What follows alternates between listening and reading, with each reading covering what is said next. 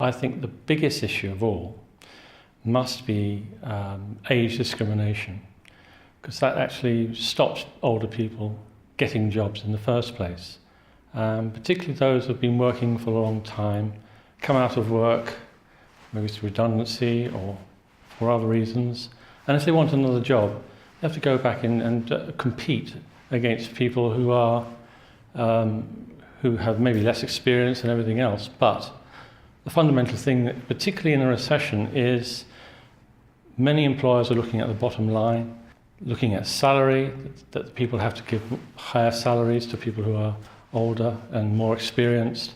And this often works against older workers and older adults in particular.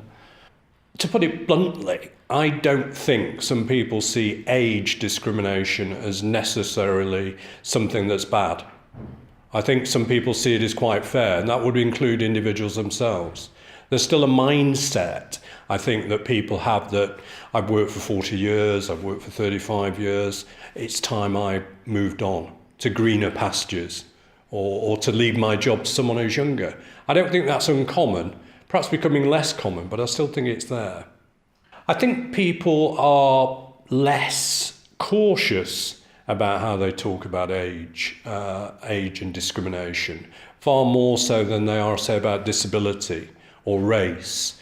They're more open, I think, in talking about their prejudices because it's not seen as to be as hostile in that sense. So I think people tend to think, because age, I mean, the stereotypes in age discrimination works both ways. It's not just about older people, it can be about younger people. And I think there are less social constrictions about talking about that. A lot of employers are aware that the aging of the population is an issue they have to reckon with, but they expect that people will work longer, but they don't expect that people will work longer in their own organization. So there are many issues involved here. It's negative stereotyping. Older workers are praised for their loyalty, their social skills, etc. But they are valued much less than younger workers on so-called hard skills. It's a complex pattern of stereotypes you see towards older workers and younger workers. And older workers are rated much lower because of those weak, hard skills. Employers have a preference for a younger workforce. However, I think older workers have been less affected by unemployment compared to previous recessions for various reasons. One of them is that employers are not willing to pay out large sums in terms of redundancy money. So they're trying to get rid of workers who have less service with them, so they're cheaper to get rid of.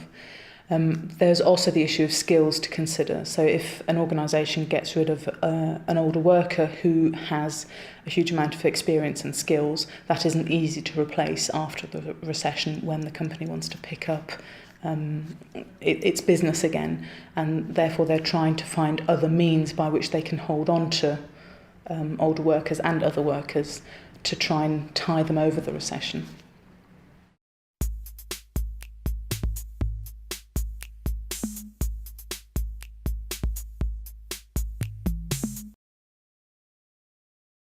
There is a growing movement within the United Kingdom in particular, but also elsewhere in Europe, that looks at about improving the quality of work, because that will improve the quality of retirement. And I think employers, indeed good employers, should always look at those issues. One of the main issues that I look at is around working conditions. And one of the problems in how we think about whether people are fit enough to carry on working in older age is that we talk about people who are completely unable to work and then people who are fit for work. And that's just how everybody talks about it in public, political, and quite a lot of academic debate as well.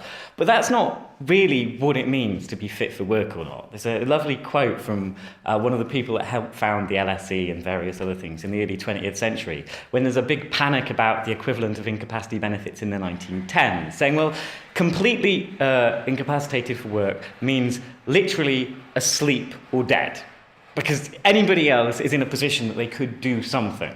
So what we're interested is in what things can people not do, and how does that relate to the things that jobs these days ask them to do.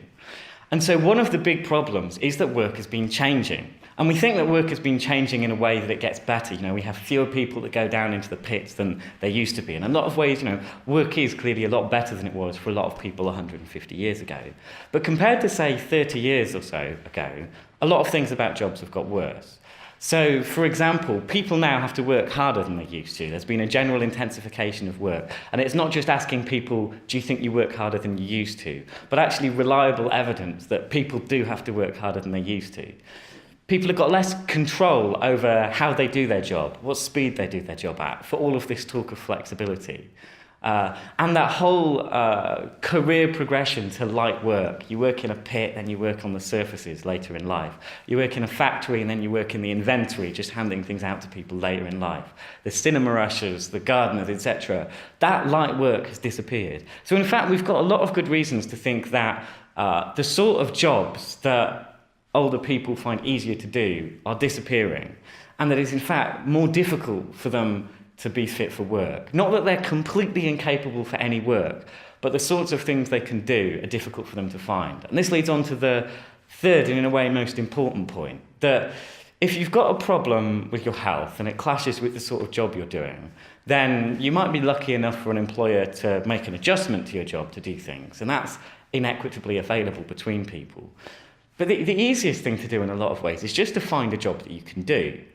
And so you end up with people who find it difficult to get other jobs. And, you know, older workers in general find it harder to get other jobs, particularly if they have low skills. People with health problems can end up in a situation where they're not fit enough to do the jobs they can get, but they're not employable enough to get the jobs that they can do. So it all comes back to not thinking about can older workers do any work or no work, but this grey area in between where people are trapped in incapacity. And this is what I think is one of the really big issues at the moment. The research that I've done with older people themselves, and actually older managers for this particular piece of research, has shown that people want to stop working in various ways. And it's not anything to do with this cliff edge notion of retirement. It's not necessarily linked to them drawing a pension.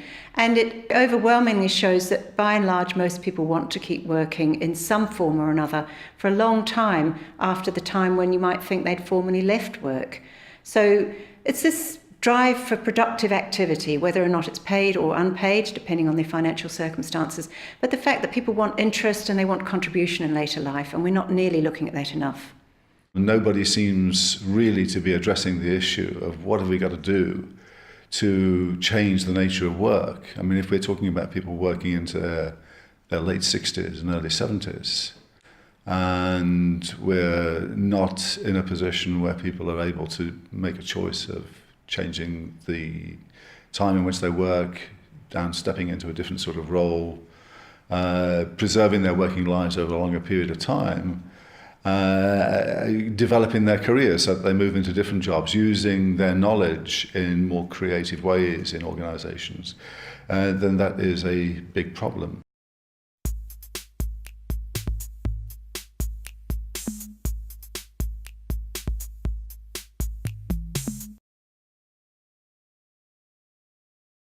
I think the law will have an effect. It's going to make people far more conscious because of the removal of the default retirement age. But I think it's too soon to say what an effect that might have on prejudice within the workplace. I think people might become a bit more wary of it, but it will require them to think more about performance management issues. The other aspect is the way that the abolishing of the default retirement age is being implemented and how that's going to be working in practice. The recommendations from DWP and the likes of ACAS, for example, is that any issues in terms of performance and working should be dealt with via performance management tools, and that is across all ages.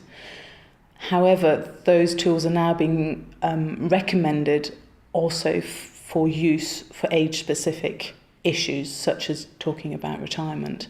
And I think there's a blurring there between the issue of retirement and something that was intended for a different purpose in terms of performance management. There are a lot of things going on in other countries, and we've been looking at some of them. The French have now got a law in place that entitles a worker of 47 to have a career development interview.